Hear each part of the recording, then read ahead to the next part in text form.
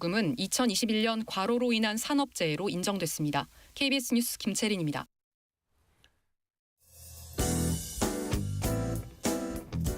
지금까지 KBS 뉴스 광장을 LTV와 동시에 들으셨습니다. 지금 시각은 6시 15분입니다. KBS.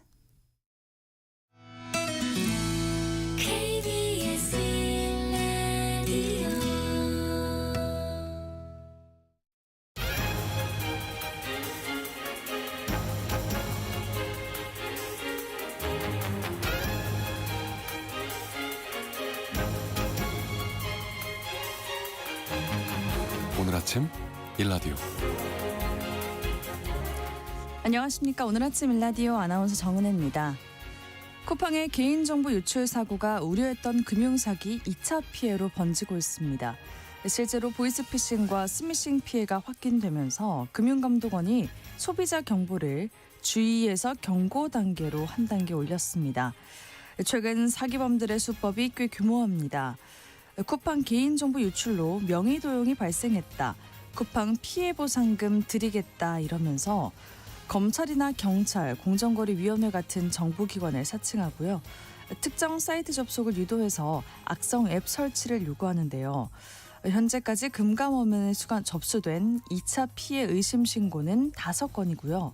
이 중에 한 건은 1,100만 원을 송금해서 실제 금전적 피해로 이어진 경우도 발생했습니다. 앞으로도 이런 사기가 기승을 부릴 텐데 개인정보 유출 소식이 잦은 때일수록 불안한 마음을 파고드는 전화 한 통, 문자 하나가 더 위험할 수 있는 것 같습니다. 이 법원이나 경찰이 링크 클릭이나 앱 설치를 요구한다면 100% 사기로 보시면 되고요. 돈을 먼저 송금하라는 것도 무조건 사기로 보시면 됩니다. 정작 책임져야 할 기업의 책임 있는 태도는 좀처럼 보이지 않고 있는데요. 소비자들은 각종 위험에 노출된 채 조심할 일이 점점 많아지고 있습니다. 12월 19일 금요일 오늘 아침 일라디오 출발합니다.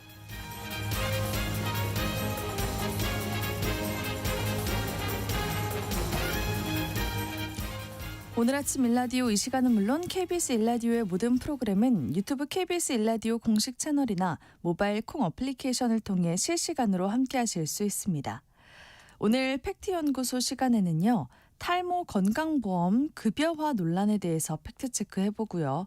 언젠가 내 집 시간에는 부동산보다 더 관심을 가질 필요가 있는 금융자산과 또 달라지고 있는 재테크 변화에 대해서 살펴보겠습니다. 청취자 여러분들이 참여하실 수 있는 오늘의 퀴즈 드릴게요. 한파가 찾아들긴 하지만요. 12월 중순치고는 따뜻한 겨울인데요. 이 때문에 아직도 개장을 못한 스키장도 있고요. 겨울 축제도 비상이 걸렸습니다. 강원도 인제에선 얼음이 얼지 않아서 2023년부터 이 낚시 축제가 중단된 상태인데요. 꽝꽝 언 얼음 호수 위에 구멍을 뚫고 낚시를 즐기는 이 물고기는 무엇일까요? 이 물고기 이름이 뜻밖의 순우리말이라고 합니다. 자, 추첨을 통해서 농촌진흥청에서 제공하는 흑삼 세트를 한 분께, 향긋한 커피 드실 수 있는 모바일 커피 쿠폰 4분께 드리겠습니다. 방송에 참여하실 분들은요. 단문 50원, 장문 100원이 드는 유료 문자 샵 9730, 샵 9730으로 보내주세요. 유익한 정보와 살아있는 이야기가 있습니다. KBS 오늘 아침 일라디오.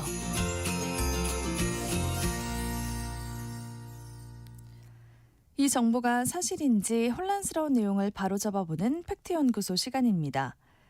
이재명 대통령이 보건복지부 업무보고에서 탈모 치료제에 대해 건강보험 급여 적용 여부를 검토하라고 지시해 이슈가 됐는데요.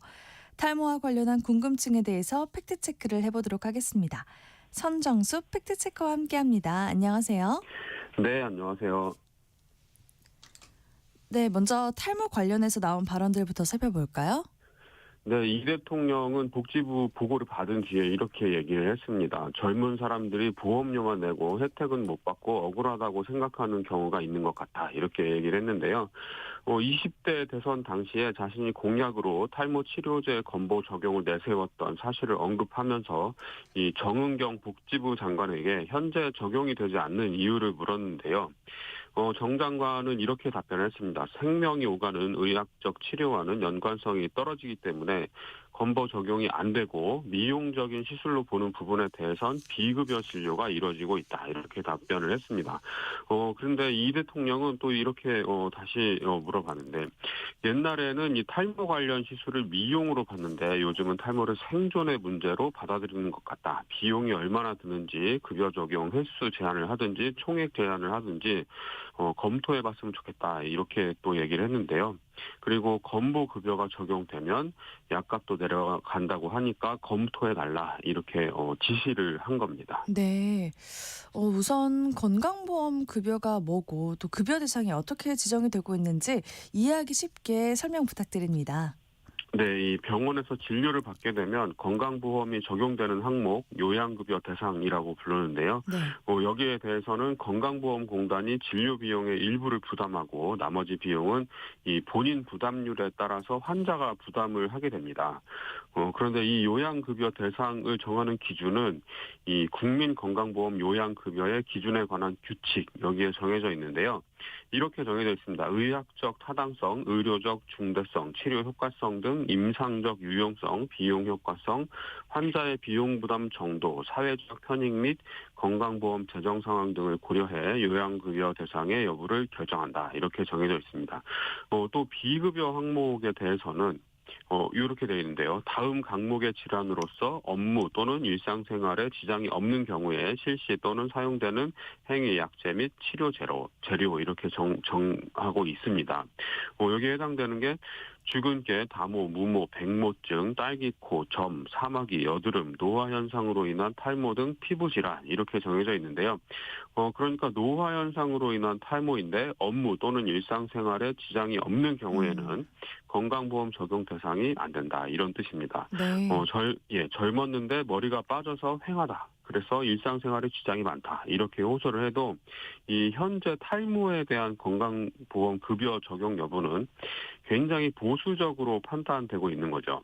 그래서 이 미용 목적이면 건강보험 급여 대상에서 제외되는 겁니다. 네. 근데 탈모 치료를 받았는데 건강보험 적용 받았다라는 분들도 계시거든요.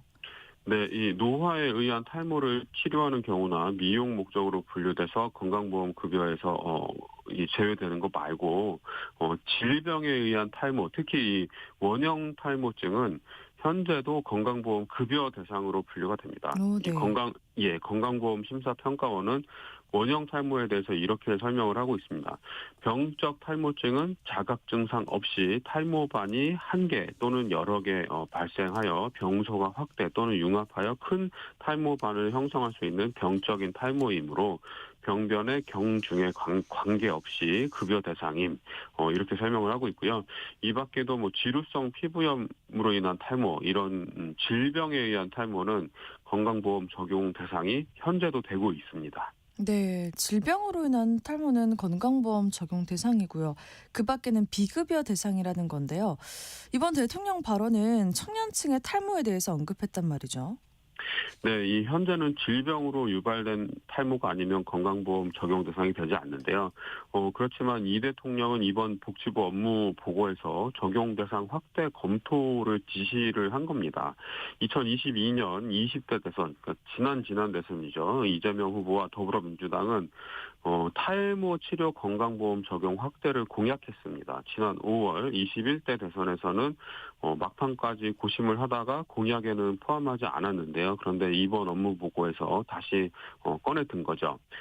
배경은 청년층이 다른 연령대에 비해서 건보 혜택을 받지 못하고 있다 이런 소외감을 표출하고 있기 때문인데요. 네. 이 대통령은 이 같은 맥락에서 비만 치료제의 건보 적용 여부도 물었습니다. 이 정 장관이 비만 치료제에 대해서는 이제 급여 적정성 검토를 진행해야 하는 상황 이렇게 답을 하자 이 대통령은 청년들의 소외감이 너무 커져서 하는 얘기다. 세대 간 보험료 혜택 차이는 고민해야 될 것 같다. 이렇게 말하기도 했습니다. 네, 그렇군요. 청년층은요, 상대적으로 더 건강하기 때문에 병원에 갈 일이 별로 없고, 그래서 건강보험 혜택을 받은 일이 좀 적잖아요. 그렇습니다. 이 건강보험 통계 연보를 살펴보면 2024년 연령대별 건강보험 급여비를 파악할 수가 있는데요. 20대는 3.7조 원의 급여비가 지출이 됐습니다. 전 연령대 중에 가장 급여비 총액이 적고요. 60대가 19.4조로 가장 많고 70대 16.4조, 50대와 80대 이상이 12.9조 이렇게 나오거든요. 그러니까 젊은 층 입장에서는 월급에서 건강보험료 따박따박 떼어가서 네. 결국에는 노인들 의료 쇼핑 시키는데 돈 되는 것 아니냐 이런 불만이 나오는 거죠. 게다가 이 건강보험 재정은 2028년부터 2033년 사이에 고갈이 될 거다 이런 예측도 나오고 있는 상황이라서 이 젊은 층은 더 민감하게 반응할 수밖에 없죠. 이 결국에는 보험료를 올려야 될 상황이 되는데 가뜩이나 받는 것 없이 내기만 한다. 이런 불만이 가득한 청년층을 달래기 위해서 뭐라도 좀 당근책을 제시해야 되는 상황은 맞습니다. 네. 근데 반발하는 측에서는 탈모를 이 건강보험 급여 대상에 포함하면 재정 위기가 더 심해진다라고 주장하고 있어요. 이건 어떻습니까? 일리 있는 지적인데요. 이 작년에 탈모로 병원에서 치료를 받은 환자들, 비급여는 빼고 건강보험 급여를 받은 환자만 집계를 한 건데요. 24만 명입니다. 이 중에 20대가 3만 9천 명 정도 되고 30대는 5만 1천 명 정도 됩니다. 합하면 한 9만 명쯤 되니까 전체 탈모 환자 중에 37.5%가 20대, 30대 청년층인데요. 이 건강보험 급여 앞서 말씀드렸지만 원형 탈모증 등 질병으로 인한 탈모 환자만 해당되는 얘기인데 지금 질병으로 인정받지 못하는 탈모 환자들이 약 1,000만 명 정도로 추산이 되는 상황이라서 이 탈모 치료제를 건보급여에 포함하게 되면 급여비가 급격히 늘어날 것이다. 이런 예측은 타당해 보입니다. 네. 그래서 이 정은경 복지부 장관이 대통령 질문에 유보적인 입장을 표명한 건데요. 이 정 장관은 업무 보고 후 브리핑에서 이렇게 얘기를 했습니다. 건강보험정책심의위원회에서 심의를 해야 되기 때문에 이 탈모 치료약의 급여 적용 기준과 타당성, 재정에 미치는 영향 등을 종합적으로 봐야 한다.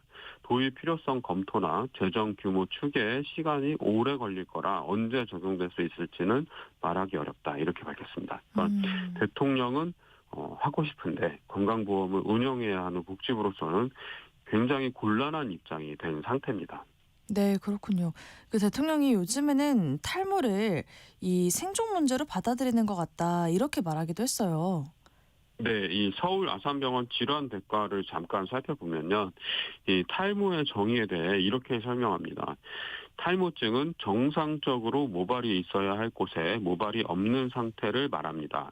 모발은 생명에 직접 관련되는 생리적 기능을 하지는 않습니다. 그러나 미용적인 역할이 매우 큽니다. 그 외에도 자외선 차단, 머리 보호 등의 기능이 있습니다. 탈모가 심하면 사회생활을 하는데 문제가 생길 수 있고 심리적으로 심각한 영향을 미칠 수 있어 삶의 질 측면에서 중요합니다. 네. 이 머리카락이 없거나 적다고 해서 죽지는 않지만 여러 가지 심각한 삶의 질 저하를 가져오는 건 분명하고요. 이 십수년 전에도 결혼정보회사 같은 곳에서 비호감 이성 순위를 꼽으면 항상 순위권에 드는 게 대머리였는데요. 요즘에도 마찬가지고요.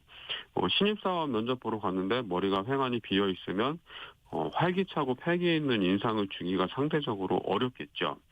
그리고 인간은 사회적인 동물이니까 이 주변에서 탈모인을 어떻게 바라보는지에 따라서 이 탈모인의 생활 여건이 달라지는 건 분명합니다. 그리고 이 탈모에 대한 사회적 인식이 긍정적이지 않은 것도 분명하고요.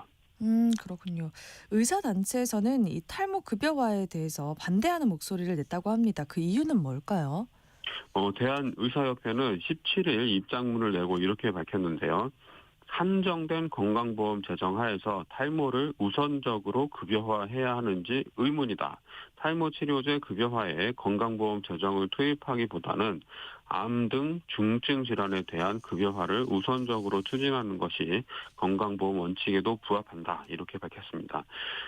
외모에 대한 사회적 압박이 강해지고 내면의 아름다움보다는 외모를 가꾸는 것에 가치를 더 부여하는 이런 풍조가 만연하면서 이런 일들이 벌어지는 걸로 보이는데요. 네. 그렇다면 이 통속적인 아름다움에 대해 남성보다 더 심한 압박을 느끼는 이 여성들이 미용 관련 의료 시술을 받았을 때 모두 건강보험 급여 대상이 돼야 되는 걸까요?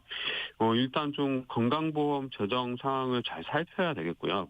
건강보험 재정이 투입돼야 할 우선순위에 대해서 이 공감대를 형성하는 작업이 먼저 이뤄져야 될 걸로 보입니다. 이 불거질 수 있는 형평성 논란에 대해서도 고려해야 될 것 같고요. 네, 박준하 님이 문자를 보내주셨습니다. 탈모약 처방으로 이미 수많은 사회적 비용이 지출되는 만큼 예외적 조정이나 제도적 공론화가 확실히 필요해 보이긴 하네요 라고 보내주셨네요. 고맙습니다. 오늘 팩트연구소 시간에는 탈모 건강보험 급여화 논란에 대한 여러 가지 정보를 짚어봤습니다. 선정수 팩트체크와 함께했습니다. 고맙습니다. 네, 고맙습니다.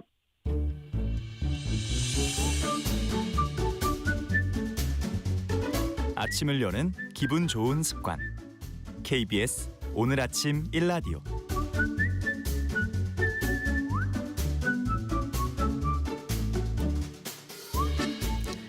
한쪽은 불경기인데 불을 축적하고 있는 자산가들이 증가하고 있습니다. 그런데 이렇게 불을 축적하는 원천이 부동산에서 금융자산으로 옮겨가고 있다고 합니다. 부동산만 믿고 자산을 운용하는 방식은 더 이상 통하기 어렵다고 하는데요. 오늘 언젠가 내 집 시간에는 이런 큰 자금 이동과 또 재테크 변화에 대해서 살펴보도록 하겠습니다. 커넥티드 그라운드 최상욱 대표님 나오셨습니다. 안녕하세요. 예, 안녕하세요. 최상욱입니다. 네. 올해 나만 빼고 다들 돈 버는 것 같다. 네. 이렇게 이야기들이 많았던 것 같아요. 맞습니다.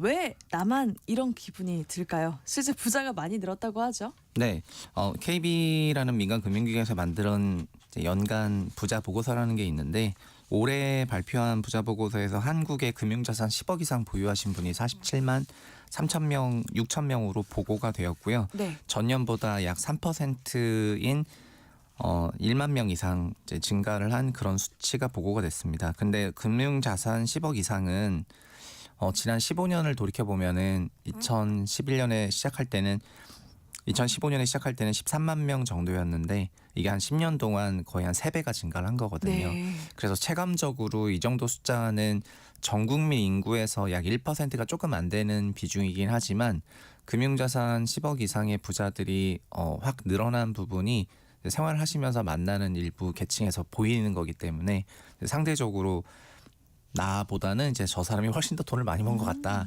그런 인식들이 나올 만한 환경인 것 같습니다. 네, 근데 한국에서는 사실 이렇게 부를 축적하는 방법은 역시 부동산이었어야 했다라고 네. 하는데 올해는 큰 변화가 생기고 있는 분위기입니다. 데이터로도 확인이 된다면서요?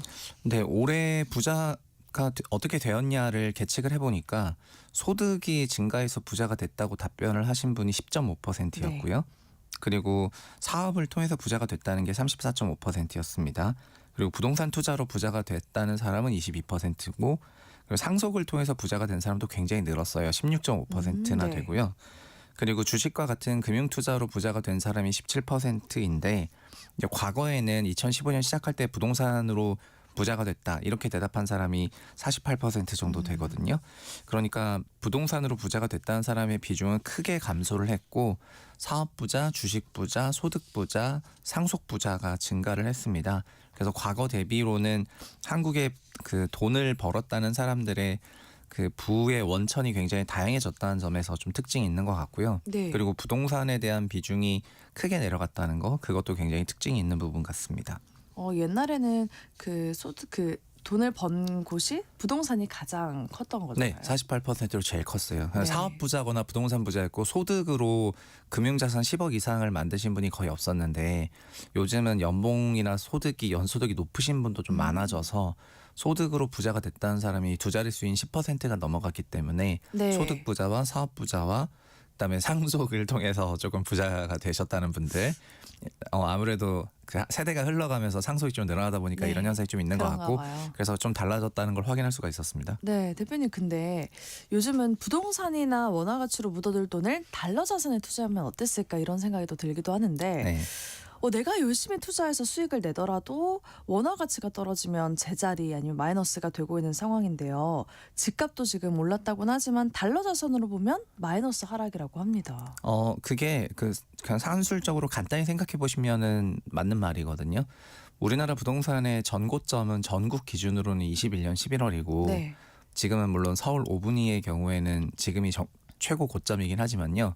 그냥 평균 전국 평균 정도로 가서 약 6억 원의 부동산이 2021년이라고 한다면은 그때는 환율이 1,150원이었기 때문에 네. 달러로 환산하면은 5만 5천 불 정도, 이제 55만 불 정도가 되거든요. 그런데 지금 그게 같은 6억 원인데 환율이 1,450원 넘어가니까 달러 환산을 하게 되면은 이제 41만 불밖에 안 되는 거예요. 그래서 외국인이 봤을 때는 55만 불 하던 부동산이 41만 불 되기 때문에 네.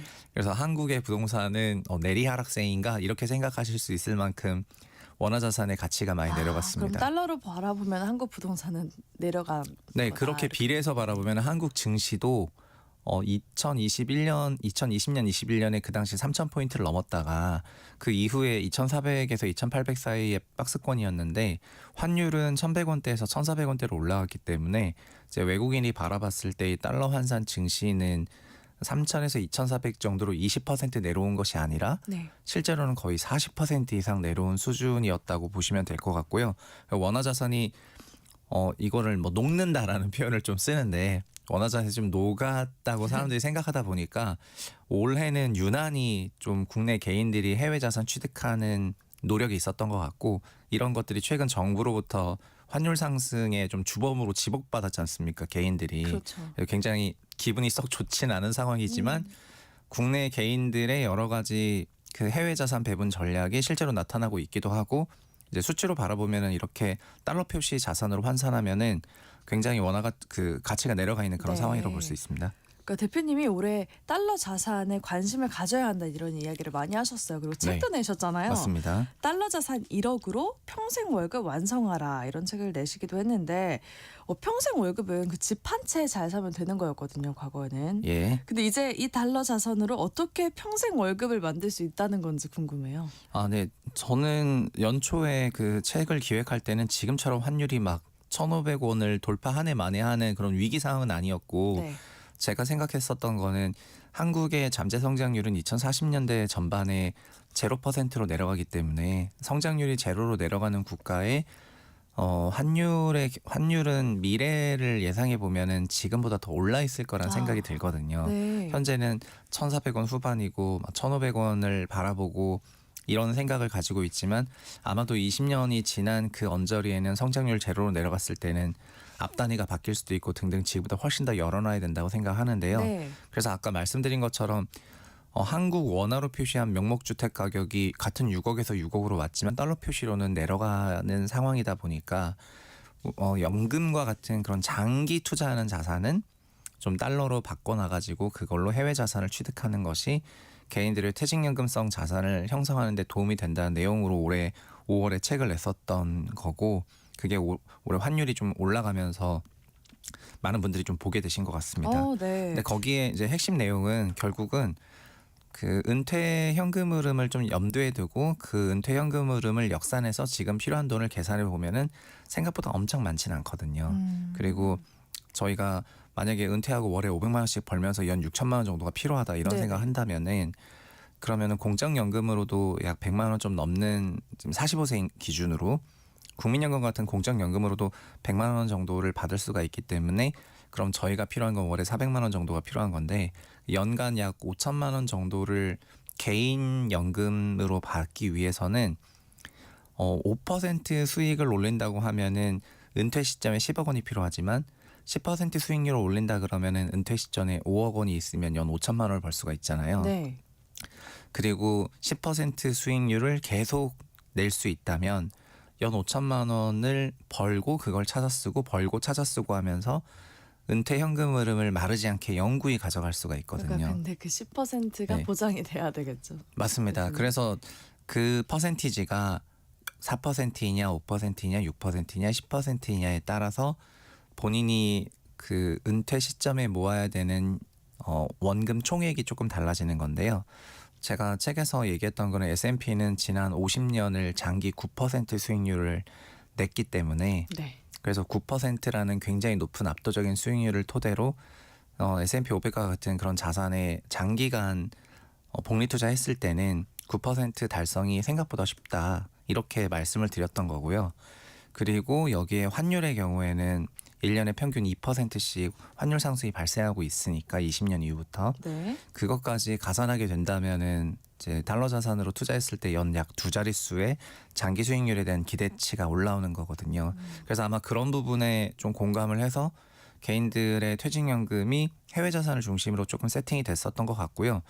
요즘에 제가 좀 느끼는 거는 다만 올해부터는 국내 주식이 좀 많이 좋아졌기 때문에 네, 맞아요. 이제 올해와 내년부터는 퇴직연금이라든가 개인연금 돌리시는 분들이 국내 증시에도 많이 하실 것 같습니다.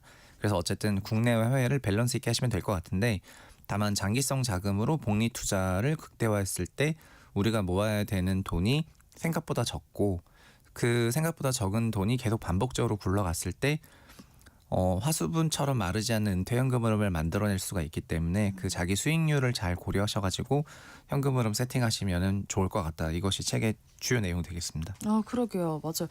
예전에는 그 돈을 벌기 위해서는 그 주식하면 좀 위험 자산, 또 네. 부동산 하면 안전 자산 이렇게 이야기를 했는데 요즘에 정말로 국내 주식, 해외 주식 할 거 없이 정말 주식하는 분들이 많이 늘었어요.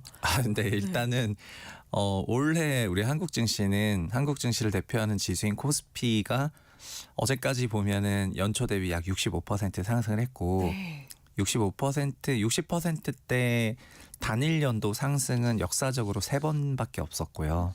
80년대 말과 2000년대 초반 그리고 지금이 유일하거든요. 네. 그래서 우리나라 증시가 76년부터 있었다고 하면은 거의 50년의 역사를 가지고 있는데 그 50년 역사에서 역대 3번째 손꼽히는 초강세장이었는데 네.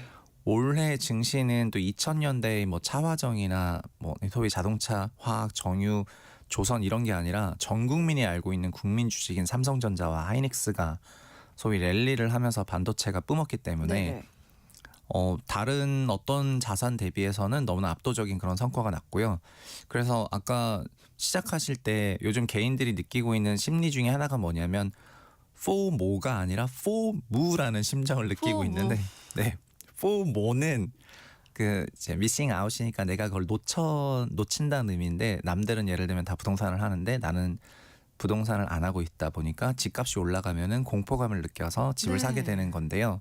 FOMU는 저도 이게 MU는 Material Underperform이라고 상당한 저성과를 말하는 건데 나도 주식을 좀 하고 있는데 저 사람 주식은 크게 올라가고 내 주식은 네. 안 올라가니까 나는 왜 이렇게 저평가를 할까? 나도 집을 좀 갖고 있는데 서울 5분위는 엄청나게 올라가고 내 집은 좀 안 올라가니까 내가 부동산을 안 하는 것도 아니지만 나는 왜 이렇게 저평가가 날까? 이런 FOMU 심정이 지금 시장을 지배하고 있다고 생각을 하거든요. 그래서 이런 FOMU 심정을 계속해서 느끼는 게 우리 한국인만은 아닙니다. 저는 글로벌 업황에서도 외국인 투자자들을 만나보면은 그들이 이구동성으로 하는 거는 한국을 편입하지 않은 외국인은 지금 엄청난 FOMU를 느끼고 있거든요. 그래요? 그래서 한국을 편입한 외인 자금들은 올해 엄청 성과가 좋았고 네, 그랬겠죠. 그렇지 않은 데는 성과가 안 좋다 보니까 내년은 엄청 사야 되겠다 막 이런 그분들도 생각을 그럼요. 네, 기관 투자자들은 전통적으로 항상 수익률 비교가 되기 때문에 FOMU가 있을 수밖에 없는데요.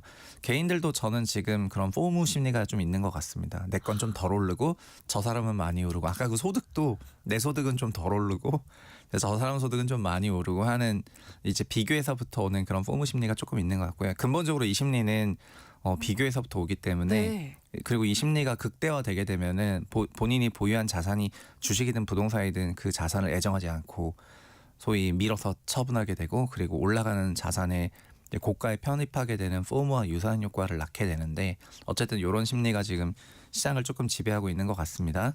그렇군요. 그리고 부동산 주식이 좀 수익이 된다고 느끼는 거는 전 국민이 아는 주식이 가장 올랐기 때문에 맞아요. 그래서 아까 그 FOMU 심리를 조금 느끼시는 분들이 내년에는 본인의 비핵심 자산을 좀 처분하고 주식을 좀 해야 되겠다 이런 생각을 하시는 분들이 많은 것 같습니다. 네, 그런 분들이 정말 계속해서 늘어나고 있더라고요.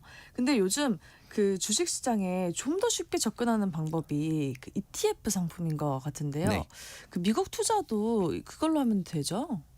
네. ETF로. 일단 ETF는 지금 국내 상장한 ETF가 벌써 1,058개나 되기 때문에 ETF가 1000개가 넘어가서 개인들이 ETF를 하라고 해도 뭘 해야 될지 선택이 어려울 정도로 진짜 많아요. 네, 어마어마하게 많습니다. 네. 그리고 서로 ETF 검색에서 앞을 차지하기 위해서 상품 회사 이름도 바꿀 정도거든요. 아 그래요? 좀 위에 올라가게 하려고. 맞습니다. 예를 들면 한국투신 같은 경우에는 한투의 이름을 바꿔서 에이스로 ACE로 바꿨는데 그게 알파벳 앞에 있기 A라서. 때문이고, 네, 이런 방식으로 서로 앞에 있거나 영문자로 먼저 시작하기 위해서 지금 이름 선정도 어마어마한 경쟁이 있을 네. 정도로 ETF가 이제 각광을 받고 있습니다. 우리나라 ETF 전체 시장은 작년에는 180조였는데 올해는 300조 원이 됐기 때문에 ETF 시장도 60% 이상 성장을 했고요. 그리고 ETF는 액티브와 패시브로 좀 나눠지는데 거의 대부분이 패시브라고 생각을 하시면 되는데 지수 추종을 하는 그 패시브가 지수 ETF 말씀하시죠? 네, 지수를 그냥 거의 그대로 추종하는 것을 패시브 ETF라고 하는데 패시브 ETF 대비 액티브는 올해 한 200% 성장했으니까 좀 더 성장을 했고요. 근데 전체적으로 보면은 패시브든 액티브든 ETF 쪽으로 이런 이제 금액 성장을 했고 개인들이 과거에는 개별 펀드를 증권사 등을 찾아가서 혹은 어플로 가입과 해지를 했다면은 지금은 ETF라는 거를 주식처럼 이것도 ETF F는 펀드지만 상장돼 있기 때문에 주식 사고 팔듯이 그냥 어플에서 그냥 사고 팔고 하면 되니까 그러니까 개별 펀드를 사고 파는 가입 해지를 하기 위해서는 굉장히 좀 번거롭지만은 ETF는 그냥 거래가 굉장히 편리하다는 측면에서 시장에 크게 확대가 됐고요. 그리고 국내에 상장한 그 1000개 넘는 ETF들 중에서는 그게 국내 자산만을 편입하는 것이 아니고 미국에 상장된 ETF를 복제하거나 네. 아니면 미국에 있는 자산을 취득하는 소위 해외 자산 취득 목적의 ETF도 같이 혼재가 되어 있습니다. 근데 우리나라 분들이 퇴직연금에서 세팅하는 그런 ETF들은 주로 미국에 상장되어 있는 주식들을 메가테크 기업들을 주로 편입하는 그런 ETF들을 또 많이 사시거든요. 네. 그래서 퇴직연금에서 해외 주식을 결국 사게 됐을 때는 증권사를 통해서 환전 들어가서 사다 보니까 이제 이런 자금들도 최근에 환율 상승에 주범으로 주목을 받고 있는데 개인들이 그만큼 열정적으로 국내 자산이랑 해외 자산을 조금 사시는 것 같습니다. 그렇군요. 근데 예전에 과거 하락장에서 네. 그 말씀하신 액티브 ETF가 크게 손실을 본 경우도 있었다고 하더라고요. 근본적으로 이 자산운용업 시장은 한 15년 주기로 돌아가고 있는데 네. 2008년 글로벌 금융위기 전까지는 ETF가 사실 흔하지가 않았고 그땐 다 펀드였어요. 근데 그 펀드인데 액티브와 패시브라는 용어는 그거를 운용하는 방법론에 대한 얘기거든요. 네. 패시브는 지수를 그대로 따라가라. 액티브는 너가 좀 적극적으로 해봐라. 그래서 그걸 혼합하는 게 좀 좋은 거잖아요. 아닙니다. 그 당시에는 그러니까 매니저들이 액티브 펀드를 적극적으로 운용을 했었는데 08년 글로벌 금융위기 때 그거를 회피하지 못하고 다 두드려 맞다 보니까 이제 네. 전 세계적으로 우리나라뿐만 아니라 전 세계적으로 액티브 펀드 무용론이 나오게 되고 개인들은 펀드를 막 공격적으로 투자하면서 엄청나게 부자가 되고 싶다는 게 아니라 그냥 안정적인 현금 흐름을 만들기 위해서 한국의 부동산에 기대하는 것처럼 매년 따박따박 올라가길 바라고 있는데 너무 위험한 자산 급등락이 나오다 보니까 액티브 펀드를 비토하게 되거든요. 네, 안 하겠다. 네. 이러면서 그 대항마로 올라오기 시작한 게 우리는 아무것도 하지 않습니다라고 했었던 그 패시브 ETF들이고 그래서 2008년부터 2023년까지 패시브 ETF 전성기가 펼쳐지게 되면서 지금 저희가 잘 알고 있는 인베스코, 스테이스트리트, 블랙락 같은 그런 회사들이 이제 자산운용업의 헤게모니를 장악하게 되고요. 그러면서 액티브의 시대가 저물게 됩니다. 네. 그런데 지금은 미국조차도 다시 액티브의 시대가 조금 올라오게 되었는데 2023년 AI가 올라오고 나서부터는 좀 초고 성과를 내는 기업들이 많아졌거든요. 가장 대표적인 게 엔비디아, 팔란티어 이런 기업들인데 이런 기업들을 좀 더 많이 갖고 있었다면 그러니까 패시브도 좋지만 패시브보다 살짝만 더 많이 갖고 있었다면 좀 더 성과가 좋았을 것 같은데 라는 생각으로 23년부터는 액티브가 좀 나오기 시작을 했고요. 그래서 지금은 액티브 ETF가 액티브하는 방식으로 자산운용하는 것이 좀 더 대세로 자리 잡는 그런 네. 그림으로 가고 있습니다. 그렇군요. 근데 정말로 ETF 상품들 정말 많고 이름도 복잡하고 네. 뭘 선택해야 될지 모르겠거든요. 종목 상품명에서 저희가 선택을 할 때 어떤 걸 참고하면 좋을까요? 네, ETF는 원래는 그러니까 그 나라 시장을 대표하는 지수 기반으로만 이제 운용이 된다고 생각하시면 되는데 추가적으로 소위 엣지라고 해서 뭐 어떤 새로운 전략이나 어떤 뾰족한 투자 아이디어를 모티프를 계속해서 상품화하려다 보니까 개수가 늘어난 거거든요. 네. 지금 미국도 ETF는 4,000개가 넘고 상장 종목보다 더 많아졌는데요. 우리나라도 1년에 200개씩 늘어나니까 5년 후면은 상장 종목보다 더 많아질 거로 생각하고 있습니다. 근데 저는 우리 지수 중에서 국내 시장을 중심으로 생각하시는 분들은 결국 코스피 200이라는 지수라거나 아니면 코스닥 150이라는 지수라거나 이런 지수가 있다는 거는 알고 계실 거라고 생각이 되고요. 네. 코스피 200이나 코스닥 150을 기초 자산으로 하는 그런 ETF는 운용사는 뭐 수십 개긴 하지만은 이 모든 운용사는 앞에는 운용사 티커를 달고 있고 뒤에는 이제 추종하는 지수를 다니까 네. 그러니까 뭐 앞에 운용사는 떠나가지고 뒷부분을 잘 적으면 되는데요. 근데 우리나라에 제가 생각할 때는 제일 좋은 지수 중에 하나가 작년에 만들어졌는데 그게 밸류업 지수라는 게 만들어졌습니다. 밸류업 지수요. 네, 올해 코스피가 65% 상승을 했는데요. 밸류업 지수는 올해 80% 올라갔거든요. 그래서 올해 기준으로 보면은 거의 대부분의 펀드가 코스피만큼도 못 올라갔다는 평가를 많이 받는 건데 밸류업 지수는 더 올라갔습니다. 왜냐하면은 밸류업은 코스피 200에 들어있는 기업들 중에서 네. 주주환원 등을 포함한 밸류업 공시를 한 퀄리티가 높고 그리고 수익 모멘텀이 높은 회사들을 따로 발라내가지고 거래소가 심혈을 기울여서 만든 지수인데 한국 증시는 전반적으로 밸류업 프로그램 속에서 돌아가고 있는데 네. 그런 방법론에 정확히 부합하는 지수가 만들어졌는데 공교롭게 이게 작년 11월에 만들어졌거든요. 작년 11월이요? 네. 그래서 작년 11월 이후에 한 달 만에 나오자마자 바로 뭐 개헌부터 시작해서 완전히 혼란스러운 상황이 펼쳐지다 보니까 네. 사람들은 밸류업 지수가 나왔는지도 잘 나왔는지 모르는 몰라요. 네. 상태이고 밸류업이 마치 PBR 0.5배 저 PBR 기업에 투자하는 밸류 가치 투자 지수로 오해를 하고 계세요. 그러나 올해 밸류업 지수는 삼성전자 하이닉스를 포함하여 국내 수출 모멘텀이 있거나 주조하는 모멘텀이 있는 기업들을 가장 많이 편입하고 있는 그런 지수이고 한국을 대표하는 지수라고 저는 생각을 하고요. 그래서 이 밸류업 지수를 추종하는 그런 지수형 ETF들이라면은 네. 액티브든 패시브든 국내 주식으로 뭘 해야 될까 할 때 이것보다 좋은 대안은 없다고 생각하고 있습니다. 그렇군요. 네. 그 대표님 새해 정말 많은 계획들이 있지만 내 집 마련과 또 재테크에 대한 계획 바람들 고민들 정말 많으실 것 같아요. 대표님이 이렇게 한번 시작해봐라 하고 꼭 강조하고 싶으신 점들이 있다면서요? 네. 저는 주택의 경우에는 지금 5분위만 이제 상승하는 그런 시기가 한 3년 정도 되다 보니까 네. 사람들이 상당한 포물을 굉장히 오랫동안 느끼면서 부동산 투자에 대해서 여러 가지 좀 보수적인 생각을 하는 그런 시기가 된 것 같고요. 근데 저는 주거 안정이 주는 그런 효과가 좀 있기 때문에 자기소득의 8배나 9배 수준에서 그리고 한국인 평균이 사회생활 시작한 10년 차 정도의 첫 집을 사거든요.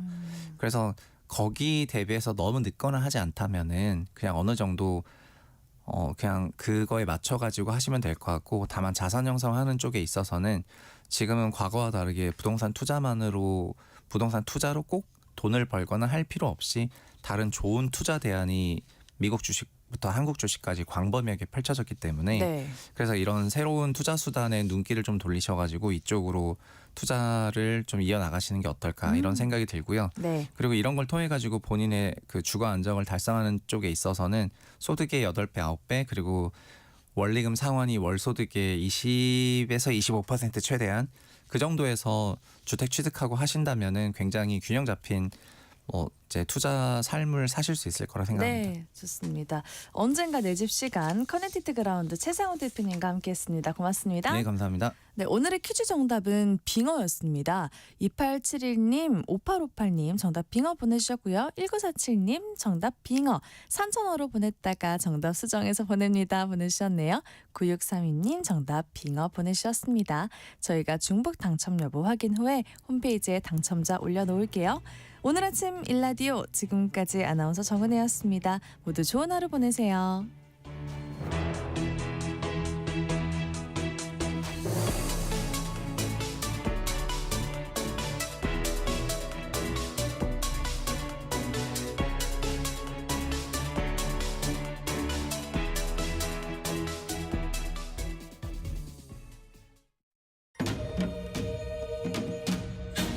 광복 80년 KBS 라디오 캠페인 밸류업 대한민국. 네, 안녕하세요. 저는 자립준비 청년이 월요병을 걱정하는 일상을 꿈꾸는 브라더스 키퍼의 창업자 김성민이라고 합니다. 저는 자립준비 청년 출신입니다. 17살이 되었을 때 보육원을 퇴소했고요. 보육원에서 생활하는 것도 정말 어려웠지만 보육원을 퇴소하는 날을 기다리는 게 제일 힘들었던 것 같아요. 왜냐하면 다시 한번 버려졌다라는 그 느낌, 누구에게도 기댈 수 없고 그 홀로 남겨졌다라는 그 상황들이 굉장히 고통스럽고 힘들었던 것 같습니다. 최고의 복지는 일자리라고 생각해요. 결국 일자리가 아이들의 삶을 스스로 해결할 수 있고 자신들의 문제를 예방할 수 있다고 저는 생각하거든요. 그래서 우리나라에서도 국가적인 차원에서 아이들에게 일자리를 제공하고 일자리를 연결하는, 그래서 아이들 스스로가 문제를 해결할 수 있는 환경과 그런 제도들이